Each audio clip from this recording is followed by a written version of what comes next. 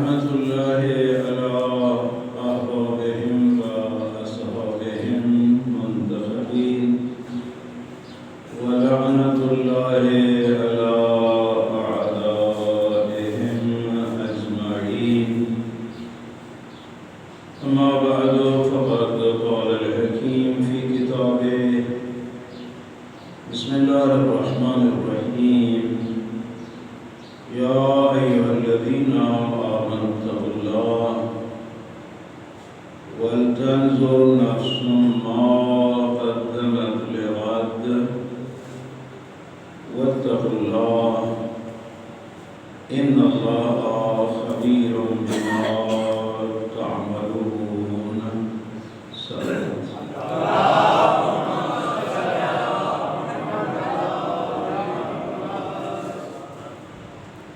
التماس ہے کہ سارے حضرات مل کے ایک بار حاجی امان اللہ صاحب کے مرحومین اور قبلہ محمد باقر اللہ مقام الشریف اور قبلہ سید طالب حسین اللہ مقام الشریف اور دیگر جتنے ہی مومنین کرام اس دنیا سے چلے گئے ان کے لیے ایک بار سورہ حمد اور 3 بار سورہ توحید کی تلاوت فرمائیں. بسم اللہ الرحمن الرحیم الرحمن الرحیم مالک یوم الدین ایاک نعبد و ایاک نستعین اهدنا الصراط المستقیم صراط الذین أنعمت عليهم غير المغضوب عليهم ولا الضالين. بسم الله الرحمن الرحيم قل هو الله أحد الله الصمد لم يلد ولم يولد ولم يكن له كفوا أحد. بسم الله الرحمن الرحيم قل هو الله أحد الله الصمد لم يلد ولم يولد ولم يكن له كفوا أحد. بسم الله الرحمن الرحيم قل هو الله أحد الله الصمد لم يلد ولم يولد ولم يكن له كفوا أحد. اللهم صل على هاتين السورتين أرواح جميع المؤمنين المرحومين لا سيما إلى أرواح المؤمنين المخصوصين صلوات محمد وآله.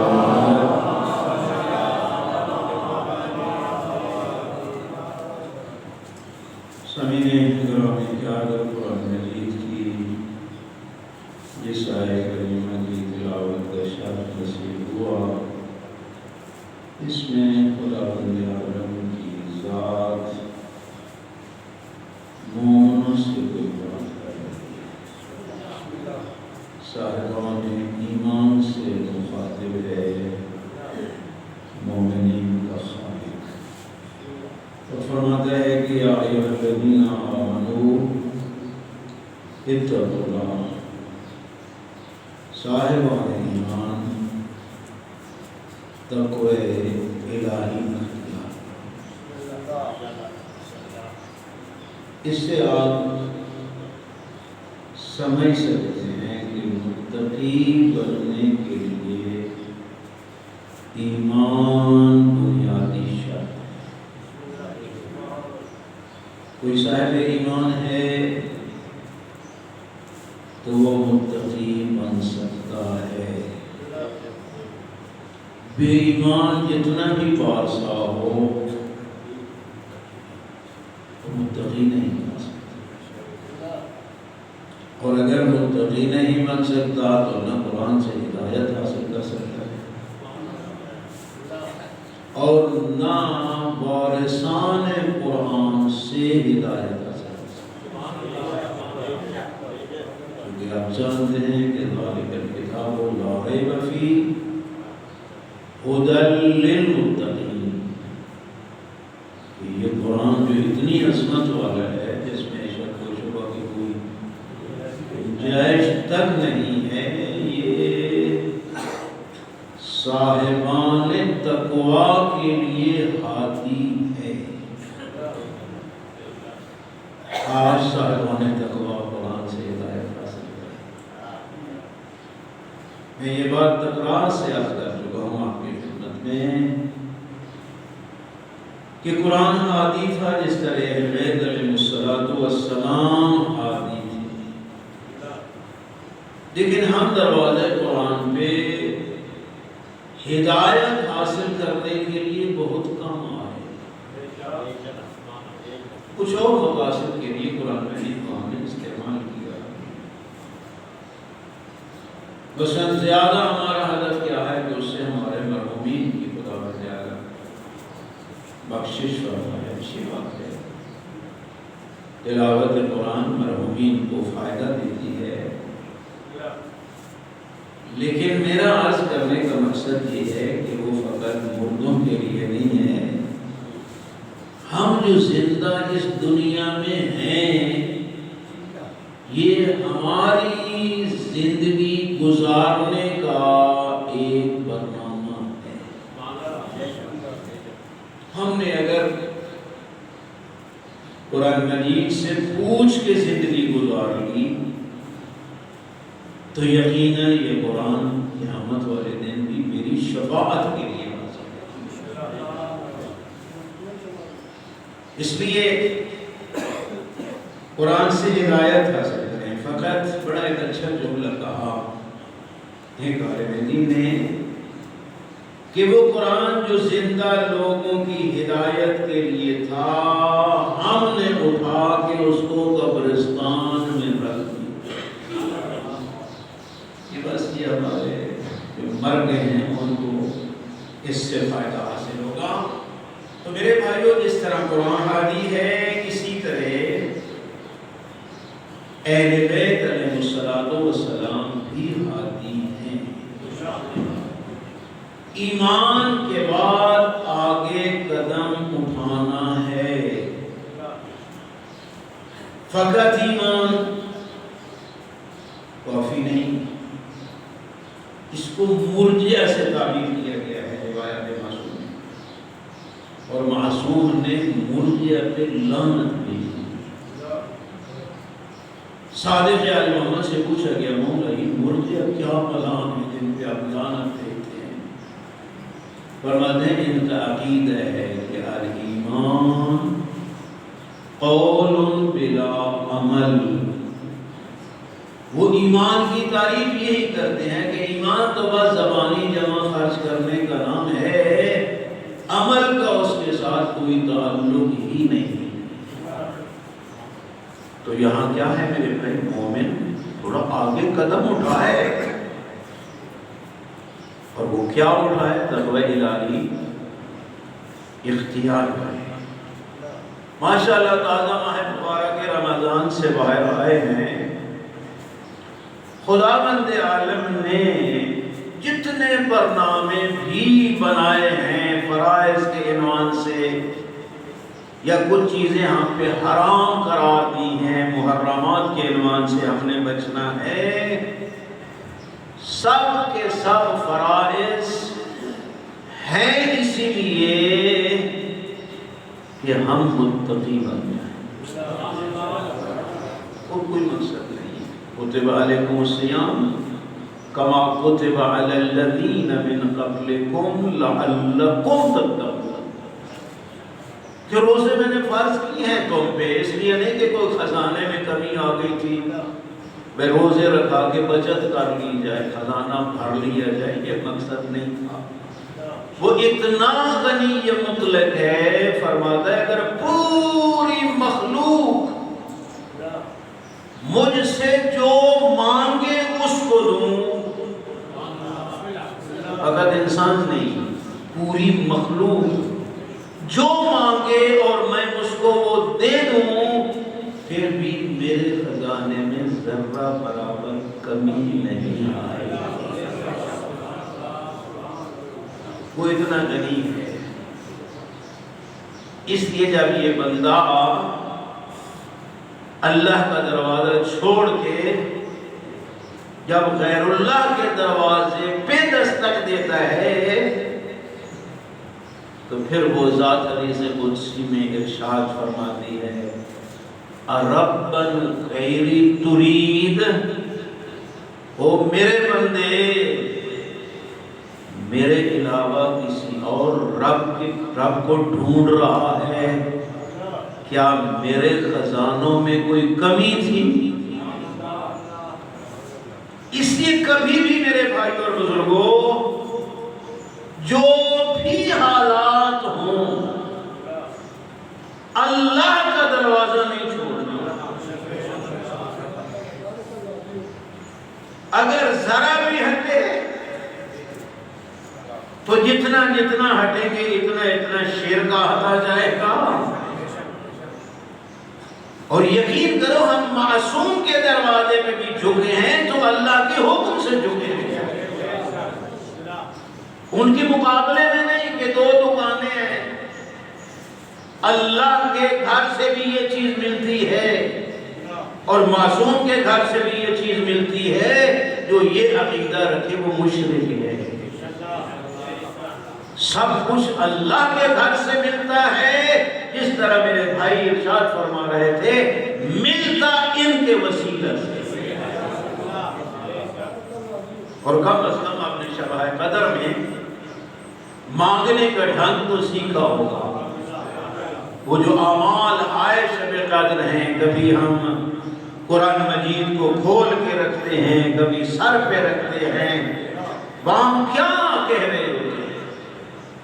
خدایا تجھے تیری اپنی ذات کا واسطہ، خدایا تجھے اپنے حبیب کا واسطہ، خدایا تجھے علی کا واسطہ، خدایا تجھے زہرا کا واسطہ، خدایا تجھے حجت ابن حسن کا واسطہ، میری اس ضرورت کو پورا فرما دے۔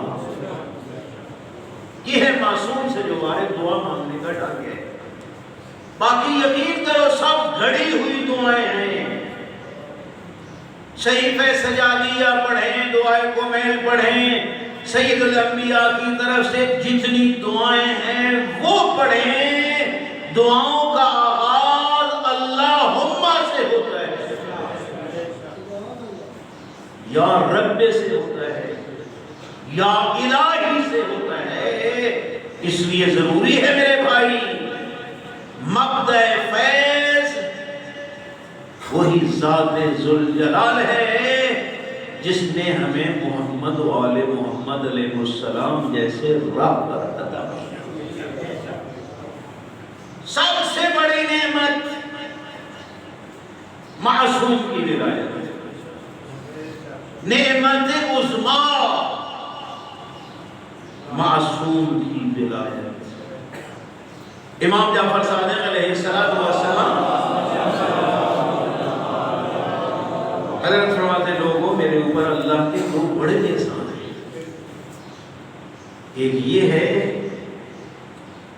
کہ میں اولاد علی علیہ السلام سے سعادت گرام بڑا شان اولاد علی علیہ السلام سے ہوں، اللہ کا احسان ہے۔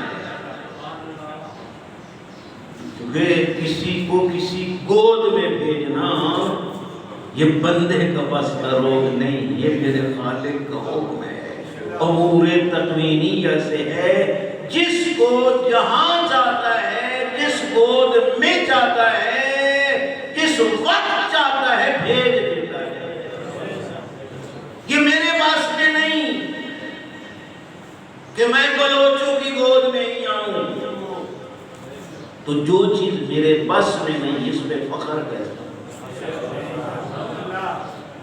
فخر تو میں اس بات پہ کروں نا جو میرے بس میں ہو اور میں نے اپنے اختیار سے کام کیا ہو۔ تو اسی سے آپ اندازہ لگا لیں کہ فلاں بڑے خاندان سے ہے، فلاں نیچ ذات ہے۔ یہ ہندوؤں کا نظریہ تو ہے، قرآن کا حکم نہیں۔ حکم قرآن کیا ہے؟ اکرمکم عند اللہ اتقاکم، سب سے اللہ کے نزدیک اگر کوئی باعزت ہے تو وہی ہے جو تقوی میں سب سے بلند ہے. چاہے بلال ہے، چاہے سلیمان فارسی ہے. ہم نے بڑے بڑے قریشیوں کو چھوڑ دیا،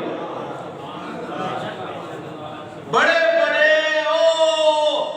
سید الانبیاء کے حتی رشتہ داروں کو بھی چھوڑ دیا، بلال کو گلے لگا دیا. یہ ابو لہب و ابو جہل سید نہیں تھے، معاف کرنا، اوکے بیٹے چاچی آپ کے رشتہ دار تھے، لیکن ہم نے نہیں مانا ان کو. لیکن بلال کو مان لیا، سلیمان کو مان لیا، مقداد کو مان لیا.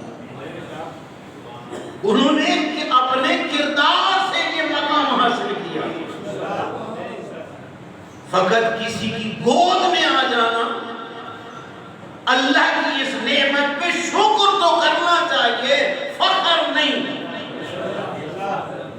فخر نہیں، شکر کہ خدا بند عالم نے عظیم خاندان نے مجھ کو بھیج دیا. یہ بہت بڑی نعمت، نعمت عظمیٰ کہ میں اولاد علی سے ہوں. اور دوسرا اللہ کا یہ احسان ہے کہ میں علی کی ولایت کا قائل ہوں. یہ تیری میری بات نہیں ہے، یہ معصوم کا جملہ ہے. امام جعفر صادق علیہ السلام کا ارشاد ہے کہ میں ولایت علی کا قائل ہوں، یہ اللہ کی توفیق سے ہے. فرمایا دونوں میرے اللہ کے احسان ہیں، دونوں میری اللہ کی نعمتیں ہیں، لیکن میری نگاہ عصمت میں اولاد علی ہونے کی نسبت ولایت علی کا قائل ہونا فضیلت ہے. اور معصوم نے علت بھی بیان کی، فرمایا لِأَنَّ وِلَادَتِي عنہ علیہ السلام فضل وَوِلَایَتِي لَهُ علیہ السلام فرض. اولاد علی سے ہوں، یہ فضل خدا ہے. ولایت علی کا قائل ہوں، یہ فرض ہے، اللہ کی طرف سے فرض ہے. معصوم پہ بھی فرض ہے علی کی ولایت کا اقرار. وہ تلقین میں مولانا کیا پڑھتے ہیں؟ مرنے والے کو اسماء فہم، اسماء فہم، اسماء فہم. لگتا ہے بابا سن بھی رہا ہے اور سمجھ بھی رہا ہے، پنجابی بھی نہیں، عربی سمجھ رہا ہے. اگر وہ بابا نہیں سمجھتا تو اس سے بڑا بھی کوئی لفظ کون ہے کہ مولانا کو لے جاؤ قبر پہ بٹھاؤ، پھر تنہا بھی بیچارہ وہیں رات کی تاریکی میں بیٹھا رہے اور اس کو اسماء فہم کہے جڑا نہ سنتا ہے تے نہ سمجھتا ہے. پتہ چلتا ہے میرے بھائی کہ وہ بابا جو عربی کی الف با کو ہی نہیں جانتا تھا، جب روح بدن سے نکل گئی وہ فصیح عربی کو بھی سمجھنے لگا. یہ روح جب محدود ہے اس پنجرے میں تو پھر مجبور ہے عربی سیکھے تو سمجھ آتی ہے، فارسی سیکھے تو سمجھ آتی ہے، بلتی گلگتی سیکھے تو سمجھ آتی ہے. جب تک اس کوٹھڑی کے اندر محدود ہے، جب اس سے نکل گئی، جدا ہو گئی، اس قید سے آزاد ہو گئی، پھر میرے بھائیوں آپ اندازہ لگائیں.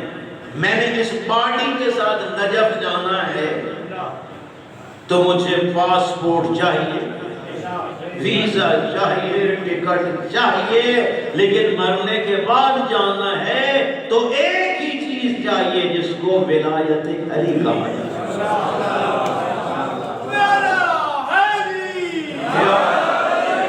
کسی چیز کی ضرورت نہیں، روایات نہیں ہے مگر کہ مومنوں کے ارواح مقدس پہنچتے ہیں وادی السلام، تو کوئی ویزے کی ضرورت ہے، کوئی ویزا وہاں لگوایا ہے نہیں. جس چیز کی وادی السلام پہنچنے کی ضرورت تھی اس کا نام تھا ولایت معصوم. دنیا میں چونکہ قائم تھا، اب اس روح کو پرواز کرنے کے لیے کسی جہاز بس کی ضرورت نہیں ہے، یہ جدھر ارادہ کرتا ہے وہیں پہنچ جاتا ہے، یا ملائکہ کی ڈیوٹی ہے جس کو پہنچائیں. نظام ہے. اب بابا نہیں جانتا رہی، جب تک روح بدن میں ہے، روح نکل گئی سب کچھ سمجھنے لگتا ہے. تب ہی تو کہہ رہے ہیں نا کہ اسمع فہم، ذرا سن بھی صحیح اور سمجھ بھی صحیح. پتہ چلتا ہے سن بھی رہا ہے سمجھ بھی رہا ہے. کیا سن اور سمجھ؟ او بابا جی، جب آپ ہم سے جدا ہوئے تھے تو آپ کا ایک عقیدہ تھا، اور وہ کیا عقیدہ تھا؟ تم اللہ کی توحید کے قائل تھے، سید الانبیاء کو خاتم المرسلین مانتے تھے. اور علی علیہ السلام کے بارے میں کیا عقیدہ تھا؟ ان علی امیر المومنین امام افترض اللہ طاعتہ علی العالمین. بابا تیرا عقیدہ تھا کہ علی جو مومنوں کے امیر ہیں وہ امام ہیں جن کی اطاعت عالمین پہ فرض ہے. اسی سے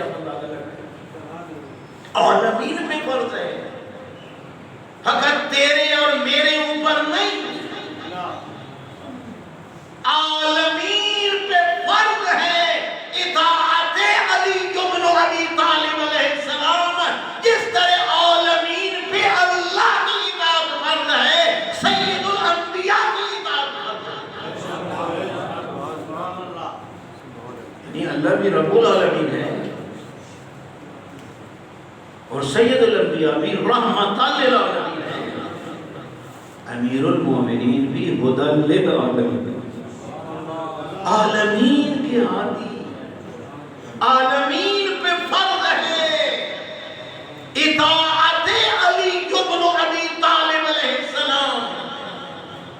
اسی لیے تو امام جعفر صادق علیہ السلام فرما رہے ہیں کہ علی کی ولایت میں جعفر صادق علیہ السلام پر بھی فرض ہے، لأن ولایتی لہو علیہ السلام فرض. علی کی ولایت فرض ہے، علی کی اولاد سے ہونا فضل ہے. فضل ہے، فضل. جس پہ چاہے وہ ذات فضل کرتی ہے. جو فضل کے صدقے چیزیں ہوتی ہیں اس میں بندے کا اختیار نہیں ہوتا. جو فرائض ہوتے ہیں وہاں بندے کا کچھ اختیار ہوتا ہے، مختار مطلق بھی نہیں.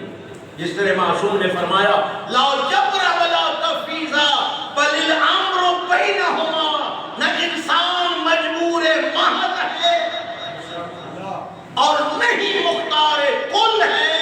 معاملہ دو چیزوں کے درمیان ہے، کچھ اختیار، کچھ اللہ کی توفیق. تب انسان جو ہے وہ، کیونکہ اگر مجبور محض ہو تو مجھے بتاؤ، اگر میں نے جبرن ہی یہ کام کرنا ہے، مجبور ہوں، تو پھر جہنم کس لیے؟ یا نیکی کرنے میں میں مجبور ہوں تو پھر جنت کیسے؟ یہ پنکھا ہوا دے رہا ہے میرے بھائی، اختیار سے نہیں دے رہا، مجبوراً دے رہا ہے. کام بھی چنگا ہے، مومن ہوا کا یہودی، نیکی ہی ہے نا. لیکن کیا اس نیکی پہ اس کو جنت ملے گی؟ کیوں نہیں ملے گی؟ کیونکہ مجبور ہے، جبر ہے اس کے پیچھے. وہ پاور بجلی والی مجبور کر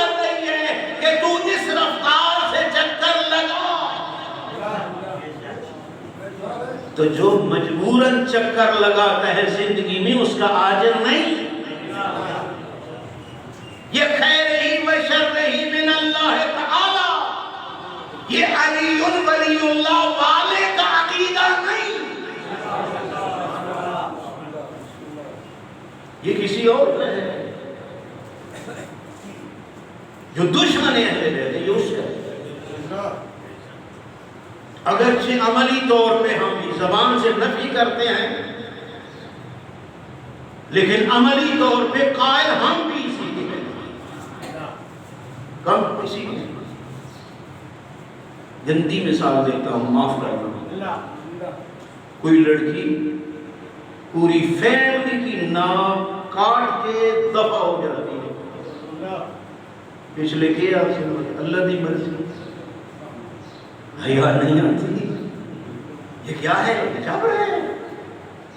نہیں ہو میرے بھائی، اللہ کی مرضی. ان اللہ حبب الیکم الایمان، اللہ کی مرضی تو یہ ہے کہ مومن بن کے جیو. اللہ تو یہ پسند کرتا ہے. وَكَرَّهَ عَلَيْكُمُ الْكُفْرَ وَالْفُسُوقَ وَالْعِصْيَانَ، اللہ نہ کفر کو پسند کرتا ہے، نہ فسق کو پسند کرتا ہے، نہ گناہ کو پسند کرتا ہے. یہ تیرے کرتوت ہیں، اللہ کی طرف نسبت نہ دے. یہ خیری و شرعی من اللہ تعالیٰ تیرا اور میرا عقیدہ نہیں ہے، یہ دشمنان اہل بیت کا عقیدہ ہے. اور اس کے پیچھے بھی ایک سازش تھی تاکہ لوگ یہ نہ کہیں بدبختو تم نے فرزند رسول اعظم کو ذبح کر دیا. کہتے ہیں تو اللہ دی مرضی آئی اسی کے لیے. یہ وہاں سے چلا کہ جو اہل بیت پہ ظلم کیے گئے کہ یہ تو بدبختوں نے اختیار کے ساتھ تھے، تو لوگوں کے اس مذمت سے بچنے کے لیے ایک عقیدہ بنایا گیا کہ ان بیچاروں کا تو قصور کوئی نہیں، یہ تو پھر اللہ کی مرضی. اس لیے میرے بھائی اور بزرگوں، ذرا اپنے عقائد کی خبر لو اور اپنے عمل کی بھی خبر لو.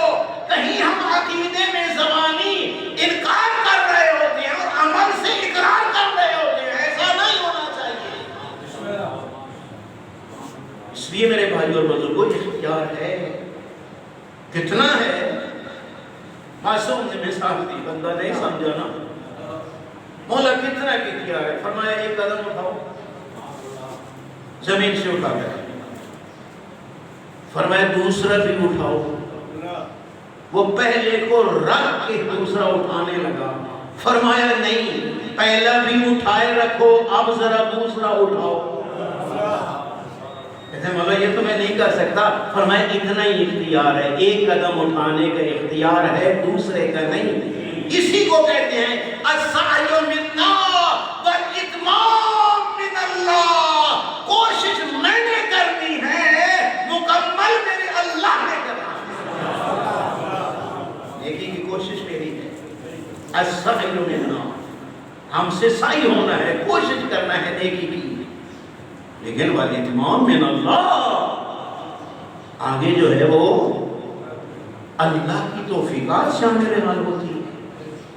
اس لیے میرے بھائی اور بزرگوں، عرض یہ کر رہا تھا کہ خداوند عالم کی ذات کا ارشاد ہے مومن تقوی الہی اختیار ہے. میں نے جتنے فرائض تم پہ فرض کیے ہیں، ہدف فقط یہ ہے کہ تم متقی بنو. اگر ہمارے متقی بننے سے اللہ کو کوئی فائدہ ہے؟ نہیں ہو میرے بھائی، وہ غنی مطلق، اللہ اکبر، وہ کسی چیز کا محتاج نہیں. عبادت کرنا میرا فرض ہے، اللہ کی ضرورت نہیں. اللہ کو میری عبادت کی کیا ضرورت ہے؟ کائنات کا عظیم عابد علی بن ابی طالب علیہ السلام، حضرت کا ماں ارشاد ہے ان اللہ خلق الخلق حین خلقهم غنی غنیًا عن طاعتہم وآمناً عن معصیتہم۔ اللہ کی ذات نے جب چاہا مخلوق کو خلق کیا، جب چاہا خلق کیا، مجبور نہیں تھا خلق کرنے میں، بھئی لوگا ڈردا تو کچھ پیدا کر لیجیے، ایسا نہیں ہے، وہاں وحشت اور ڈر کا کوئی تصور نہیں ہے۔ جب چاہا خلق کیا تو کیا مخلوق کی اطاعت کا محتاج تھا؟ امیر المومنین فرماتے ہیں نہیں، غنیًا عن طاعتہم، مخلوق کی اطاعت سے غنی تھا، جس طرح ان کو خلق کرنے سے پہلے غنی تھا، مخلوق کو پیدا کرنے کے بعد بھی اسی طرح غنی ہے۔ آمناً عن معصیتہم، اگر مخلوق گناہ کرے، عصیان کرے تو کیا خدا کو کوئی نقصان پہنچا سکتی ہے؟ فرمایا نہیں، وہ غنی مطلق ہے۔ جس طرح مخلوق پیدا نہیں ہوئی تھی، عصیان اور گناہ کا کوئی وجود نہیں تھا، تو وہ ذات امن میں تھی، پوری مخلوق برائی پہ تل جائے پھر بھی اس کا کچھ بھی نہیں بگاڑ سکتا۔ اس لیے اگر آپ قرآن کی آیات میں غور کریں تو یہ گناہ اللہ کو نقصان نہیں دیتے، بندے کو نقصان دیتے۔ اطاعت اللہ کو فائدہ نہیں دیتی، بندے کو فائدہ دیتی ہے۔ بندگی کرنا بندہ ہونے کا لازم ہے۔ اگر میں بندہ ہوں تو بندگی کروں، اور اگر بندہ نہیں تو پھر بندگی۔ بندے کا لازمہ ہے بندگی، اور اسی کو عربی میں عبادت کہتے ہیں اور عابد کہتے ہیں۔ عربی میں عابد یعنی بندہ، ہماری زبان میں فارسی کا لفظ ہے، ہماری زبان میں وہی بندہ استعمال ہوتا ہے۔ ہم بندے سے مراد انسان لیتے ہیں، نہیں، بندے سے مراد انسان نہیں ہے، بندے سے مراد عابد یعنی وہ انسان جو اپنے وجود کا بھی مالک نہ ہو، اس کو آپ کہتے ہیں عربی میں عابد۔ اس کو کہا جاتا ہے جس کا کوئی مالک ہو۔ یہی تو وجہ ہے، مولا متقیان فرماتے ہیں ہمارا نماز میں ایاک نعبد کا اقرار کرنا دلیل ہے کہ ہمارا کوئی مالک حقیقی ہے جس کے ہم بندے ہیں۔ بندے ہیں یعنی اپنے مالک نہیں ہیں۔ اور میرے فاضل بھائی بیٹھے ہیں، جانتے ہیں، ہم نے کلمہ میں پڑھا تھا کتاب العتق میں کہ العبد وما فی یدہ لمولا، بندہ خود بھی اپنے مالک کا ہوتا ہے، اور بندہ جو کماتا ہے وہ بھی مالک کا ہوتا ہے، میرا کچھ بھی نہیں۔ العبد وما فی یدہ لمولا فقہ کا قاعدہ ہے کہ یہ غلام، یہ کنیزیں جو کچھ کماتی ہیں وہ بھی ان کے آقا کا ہے، اور خود ان کا اپنا وجود بھی ان کے مولا کا ہے۔ تو مجھے بتاؤ، جب میں اپنے وجود کا مالک نہیں تو وجود کی کمائی کا میں کب مالک ہوں؟ یہ تو اس کا کرم ہے نا۔ وجود بھی مجھے خود دیتا ہے، مال بھی مجھے خود دیتا ہے، پھر کہتا ہے میں نے وجود بھی تجھے دیا، مال بھی تجھے دیا، اب میں خریدار ہوں، یہ دونوں چیزیں بیچتا ہے۔ جب اس کے فضل اور کرم میں غور کرتا ہے، بھئی میرے پاس تھا کیا؟ میرا وجود ہی میرا نہیں تھا، جو کمائی تھی وہ بھی میری نہیں تھی، اسی نے دی تھی، لیکن سب کچھ دے کے کہتا ہے کہ میں تیری جان کو بھی خریدتا ہوں، میں تیرے مال کو بھی خریدتا ہوں، لیکن شرط کیا ہے کہ ایمان کے ساتھ مجھے بیچ۔ ان اللہ اشتری من المؤمنین انفسهم أنفسهم وأمضى لهم بأن لهم الجنة. ماشاءاللہ بڑا پیارا سودا ہے میرے بھائیوں. جٹ بندے میری طرح بیٹھے ہو, صداگر بیٹھے ہو, تاجر لوگ بیٹھے ہو میرے بھائیوں, شرائط ہیں. بیچنے والا کون ہے, خریدنے والا کون ہے, کون سی چیز بک رہی ہے اور اس چیز کی قیمت کیا ہے. اس آیت میں سب کچھ آ گیا. خریدار ہے میرا اللہ, بیچنے والا ہے بندہ, لیکن عام بندہ نہیں, مومن بندہ. ان اللہ اشترى من المؤمنین, اتنی عربی آپ جانتے ہیں کہ اللہ نے خریدا ہے مومن سے اس کی جان کو اور اس کے مال کو. پتہ چلتا ہے اللہ کی ذات بے ایمان کی نہ جان کا خریدار ہے نہ مال کا خریدار ہے, یہ تو ہے ہی جہنم کا ایندھن. نعرہ تکبیر, اللہ اکبر, نعرہ رسالت, یا رسول اللہ, نعرہ حیدری, محمد و آل محمد, بلندتر صلوات. اللہم صلی اللہ.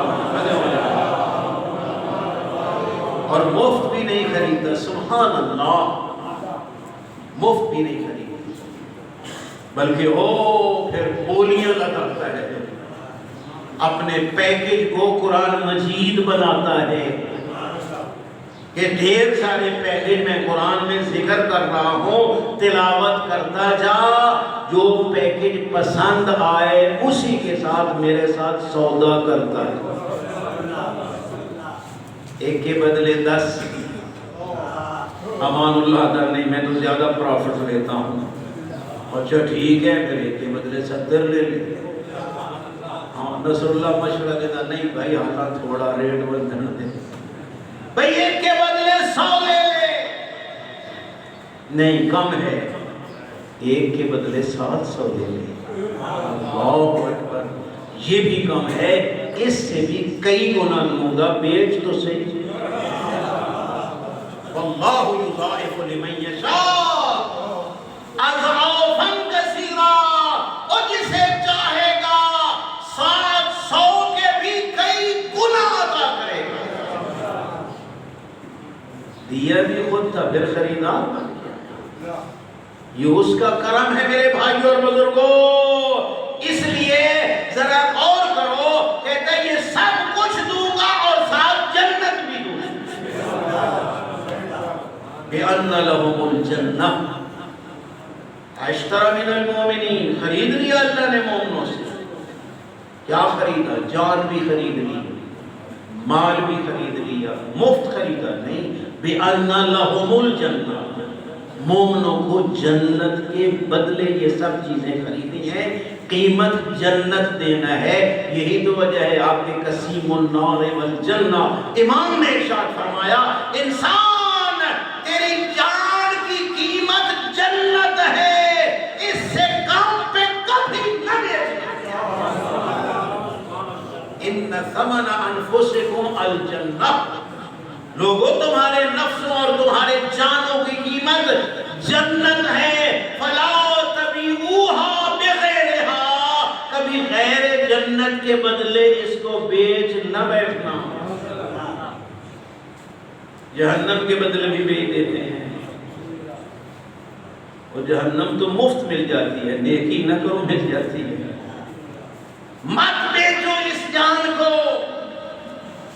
اس جان کی قیمت قسیم النار والجنہ نے بیان کی. مومن, میری جان کی قیمت جنت ہے, اس کو غیر جنت کے بدلے مت بیچنا. جب انسان برائی کرتا ہے نا اس بدن سے, اس کا معنی یہ ہے کہ جنت کے غیر سے بیچ رہا ہے اور سودے کر رہا ہے. فرمایا مت کر, مت کر, تو عظیم ہے, اپنی قدر کر, اپنی عظمت کو پہچان. اللہ نے تجھے اپنے لیے خلق کیا ہے, تو کس چیز کے بدلے بیچا. لیکن اگر آپ غور کریں تو جو خاصان خدا ہیں ان کی تو اس جنت پہ بھی تک نہیں پڑتی, وہ اس سے بھی بلند جنت ہم جیسے لوگوں کے لیے ہے، لالچی لوگ، لالچی ہم لوگوں کے لیے یہ چیزیں بتائی ہیں۔ یہ حور و قصور و جنت و نہریں، پتہ نہیں کیا کچھ قرآن کو بھر دیا ہے ان نعمتوں کے تذکرے سے، یہ ہم لالچی لوگوں کے لیے ہے، ورنہ جو خاصان خدا ہیں ان کی جنت پہ تک ہی نہیں پڑتی، اور یہی کہتے ہوئے نظر آتے ہیں خدایا علی تیری عبادت تیری جنت کے لالچ میں کرتا ہی نہیں ہے۔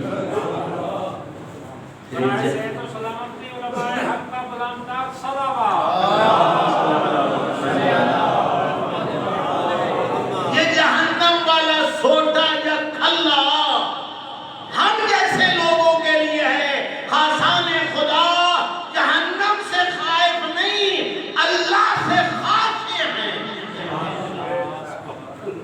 یہ خوف ہوتا ہے، یہ خشیت ہوتی ہے۔ میرے فاضل ساتھی بیٹھے بات کرتے بھی آتی ہے، خوف ہوتا ہے جو عموماً اگرچہ ایک دوسرے کے معنی میں بھی یہ استعمال ہوئے ہیں، لیکن دونوں میں فرق اتنا ہے۔ خوف ہوتا ہے غلطی کی، اس کی سزا کا ڈر، اس کو خوف کہتے ہیں۔ غلطی کی سزا کا ڈر، اس کو خوف کہتے ہیں۔ غلطی نہیں کی، کسی ذات کی عظمت اتنی بلند ہے کہ بندہ کانپتے ہوئے نظر آتا ہے، اس کو خشیت کہتے ہیں۔ خاشع ہے، معصوم۔ انما یخشی اللہ من عبادہ العلماء، خشیت الہی علماء کے اندر ہے۔ علماء کا حقیقی مصداق معصوم ہے، معصوم ہے۔ عالم علم لدنی معصوم ہے، وہاں خشیت ہے۔ زین العابدین بھی کانپتے ہوئے نظر آتے ہیں، علی ابن ابی طالب علیہ السلام بھی کانپتے ہوئے نظر آتے ہیں، لیکن کیا ہے کوئی تصور ہے وہاں گناہ کا؟ میرے بھائی اسلم ابیل شام کے دربار میں اس مبلغ اعظم کا قصیدہ کہ مجھے آج بھی وہ منظر یاد ہے، آنکھوں کے سامنے ہے، جب رات نے اپنی سیاہ زلفوں کو بکھیر دیا تھا، علی مصلی عبادت پہ کھڑے تھے، وَهُوَ قَابِضٌ بِلِحْيَتِهِ، اپنی ریش مبارک کو پکڑے ہوئے تھے۔ اس کا مطلب یہ ہے کہ علی کے چہرے اقدس پہ اتنی داڑھی تو تھی نا کہ جس کو امام نے پکڑا ہوا تھا، تو اب اس سے بڑھ کے تجھے داڑھی کے لیے کیا دلیل چاہیے؟ خدا کے لیے ذرا غور کر لیا کرو، کہتے قرآن سے دکھاؤ، ناطق کے قرآن کی تجھے نظر آ نہیں رہی؟ ناطق کے قرآن سب کچھ تو انہوں نے دکھایا تو ہم نے مانا۔ قرآن میں تو کیا آیا تھا؟ اقیموا الصلاۃ، کس نے بتایا؟ صبح کی 2 رکعتیں ہیں، ظہرین کی 4 رکعتیں ہیں، مغرب کی 3 ہیں، عشاء کی 4 ہیں۔ یہ کس نے ہمیں بتایا اور سکھایا؟ زہرا کے بابا نے۔ تو آپ کو یہ کہے بھائی قرآن کی یہ جو نماز کی جو رکعتیں ہیں وہ ہمیں قرآن سے دکھاؤ، کون دکھائے گا؟ نہیں ہے میرے بھائی، کہیں بھی نہیں ہے۔ پورے 30 سپارے الٹ پلٹ لو، نہیں نظر آئے گی۔ اگر رکعتیں نظر آئیں گی تو زہرا کے بابے کے عمل سے نظر آئیں گی۔ تو ہر چیز کو قرآن سے دیکھنے کی کوشش نہ کر، بلکہ وارثان قرآن کی سیرت میں نظر آ جائے۔ یقین کر یہ قرآن میں تھا تب معصوم نے بیان کیا۔ معصوم نے کبھی اپنی مرضی نہیں کی۔ یہ آپ مصیبت کا جملہ عموماً سنتے ہیں کہ جب نیزے کی انہی پہ زینب کے ویر کا سر تھا، تو ہوا سے مظلوم کربلا کی ریش اقدس کے بال کبھی دائیں کبھی کافی ہے ہمارے لیے، کافی ہے ہمارے لیے۔ وَهُوَ قَابِضٌ بِلِحْيَتِهِ، حضرت اپنی ریش مبارک کو پکڑے ہوئے تھے مصلی عبادت پہ، اس طرح تڑپ رہے تھے جس طرح کسی کو سانپ ڈس لے تو جو بندے کی کیفیت ہوتی ہے، اس طرح تڑپ رہے تھے علی ابن ابی طالب علیہ السلام۔ کیا رہے تھے؟ رو رو کے کہہ رہے تھے، آنسو بہ رہے تھے، ریش مبارک کو تر کر رہے تھے، رو رو کے کہہ رہے تھے یا دنیا الیک انی، دنیا مجھ سے دور ہو جا۔ وہ وقت بھی نہ آئے کہ علی تیرے جال میں پھنسے، جا علی نے تجھے 3 طلاقیں دی ہیں، علی کے غیر کو جا کے دھوکہ دے۔ شیخ مطہری نے لکھا ہے جب یہاں تک جملہ پہنچا نا، زرار کا یا عدی ابن حاتم کا، دونوں کی طرف سے نسبت ہے، تو امیر شام نے بھی رونا شروع کیا، آنسوں کو صاف کر کے کہتا ہے واللہ ہاکذا کان ابو الحسن، اللہ کی قسم ابو الحسن علی ابن ابی طالب علیہ السلام ایسے ہی تھے جس طرح آپ نے بیان کیا ہے۔ یہ بات کون کر رہا ہے؟ دشمن علی، یہ دشمن علی کا جملہ ہے، قسم کھا کے کہتا ہے واللہ ہاکذا کان ابو الحسن، قسم بخدا ابو الحسن اسی طرح۔ پھر کہتے ہیں اقمن النساء ان یلدن مثل علی، عورتیں تو 5 ہو گئی ہیں نا، اب قیامت تک کوئی خاتون علی جیسا لال پیدا نہیں کر سکتی۔ پھر ایک جملہ سوال کرتا ہے، بتا علی کے ساتھ تیری محبت کیسی تھی؟ کہتا ہے کہ حب ام موسیٰ موسیٰ، میری محبت اپنے امام کے ساتھ اس طرح تھی جس طرح موسیٰ کلیم اللہ کی اماں کی محبت اپنے موسیٰ کلیم اللہ کے ساتھ تھی۔ کہا جانے کے بعد، علی کی شہادت کے بعد تیری کیفیت کیسی؟ کہا میری کیفیت اس بوڑھی ماں کی مانند ہے کہ جس کی گود میں اس کے سامنے اس کے بیٹے کو ذبح کر دیا جائے، جو اس ماں کی حالت ہوتی ہے۔ علی کے جانے کے بعد میری کیفیت یہ ہے، یہ جو قابض بلحیتہ اور یتململ، علی تڑپ رہا ہے مصلی عبادت پہ، کیا کوئی گناہ کا تصور ہے؟ نہیں، اس ذات کی عظمت اتنی ہے کہ جس کے سامنے علی بھی کانپتا ہوا نظر آئے۔ یہ خشیت الہی۔ طاؤس جمانی یہی روایت کرتا ہے، خدا ہم سب کو حج پہ لے جائے، کہ رات کی تاریکی تھی، میں نے چاہا جا کے بیت اللہ حرم خدا میں جا کے اپنے رب سے راز و نیاز کروں گا۔ بڑی عظمت ہوتی ہے میرے بھائی، بڑی عظمت ہوتی ہے کہ کوئی انسان تنہائیوں میں جا کے بیت اللہ سے لپٹ کے روئے۔ مولانا آگے ہیں، میں بھول نہیں دیتا، بس اتنا ہی یاد کرتا ہوں۔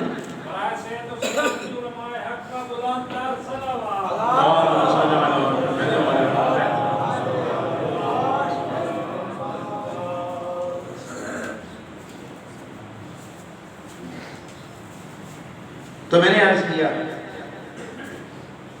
کہ امیر المومنین علیہ السلام کا تڑپنا، یہی ماہ رمضان گزرا ہے میرے بھائیوں، 21 کو جب دونوں شہزادے اپنے مظلوم بابا کو دفن کر کے کوفہ میں داخل ہوئے نا، تاریخ یہ بتاتی ہے کہ خرابے سے کسی کے رونے کی صدائیں بلند آئی۔ تازہ بابا کو دفن کر کے آئے ہیں، اب کوئی رو رہا ہے حسنین گھر چلے جائیں، نہیں، دونوں بھائی اس خرابے میں چلے گئے۔ دیکھا کہ ایک انسان ہے کوڑھی کی مرض میں مبتلا، آنکھیں بھی نہیں ہیں، ہاتھ بھی نہیں ہیں، پاؤں بھی نہیں ہیں، دھاڑے مار مار کے رو رو کے بین کر کر کے کہہ رہا ہے، آئے ہو میرے محسن، آئے ہو میرے محسن، آئے ہو میرے محسن۔ حسنین علیہ السلام کہتے ہیں کہ لگتا ہے تیرا بھی کوئی محسن مر گیا ہے۔ ہاں ہاں میرا محسن تھا، اس کا نام کیا تھا؟ رو تو اسی پہ رہا تھا محسن، آج تک اس نے نام نہیں بتایا۔ پھر اس کا کام کیا تھا جس کی وجہ سے وہ تیرا محسن کا کام یہ تھا، دیکھ مجھے وہ مرض لگا ہے کہ گھر والوں نے ادھر پھینک دیا کہ کہیں میرا مرض ان کو نہ لگ جائے۔ جب رات چھا جاتی تھی میرا محسن میرے پاس آ کے بیٹھ جاتا تھا، اپنے ہاتھوں سے لقمے توڑ توڑ کے میرے منہ میں دیتا تھا۔ جب میں سیر ہو جاتا تھا نا تو بس یہی کہتا تھا، خدایا گواہ رہنا ایک مسکین دوسرے مسکین کے پاس بیٹھا۔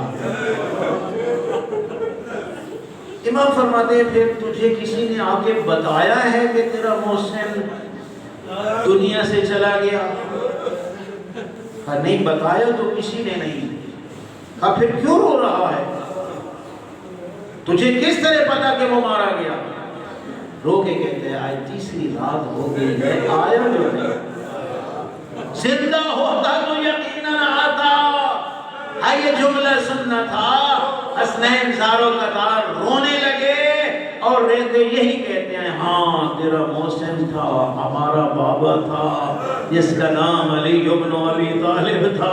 19 کو ضرب لگی، 20 کو تڑپتے رہے، 21 کو شہادت ہو گئی، ابھی دفن کر کے واپس آ رہے ہیں، تڑپ کے کہتا ہے کیا واقعا میرا محسن علی اس دنیا میں نہیں رہے؟ کہا نہیں، کہا خدا کے لیے مجھے علی کی قبر پہ لے جاؤ۔ تاریخ میں ہے آئے دونوں بھائیوں نے اٹھایا امام کی قبر پہ، آ کے اتنا رویا، غش کھا کے بے ہوش ہو گیا، ہوش سنبھلا، رو کے یہی کہتے ہیں خدایا اگر دنیا میں علی جیسا محسن نہیں ہے، مجھے زندگی کی ضرورت نہیں ہے، اور میری موت آ جائے وہی وفات پا گیا میرے بھائیوں، لیکن اتنا تو بتاؤ اس کا رشتہ فقط محسن والا تھا نا، کوئی خونی رشتہ تو نہیں تھا، لیکن شہادت کی خبر برداشت نہ کر سکا۔